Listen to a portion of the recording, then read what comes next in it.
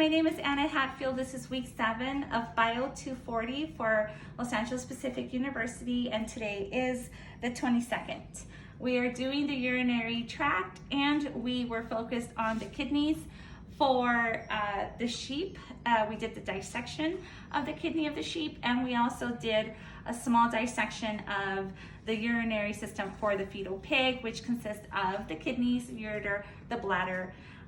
So first I'm going to start off with the disease of choice that I chose, and that is kidney stones. Kidney stones are small heart deposits and that form in the kidneys, and they are extremely painful when you have to pass them because you have to extract them out of your body, which means that they're going to go down the ureter into the bladder and of course excrete. So it's very painful. Kidney stones are hard deposits, minerals and acid salts that stick together.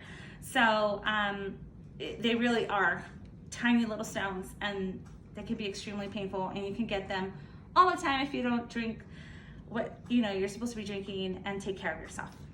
So next I'm going to show you my sheep kidney, and this little fella here has a renal cortex. Then we have the renal medullas, and it's very hard to see on this little guy because he doesn't have dyes in it. So anyway, there's medullas here that look like little pyramids that are actually, they're called pyramids. Then you have the ureter.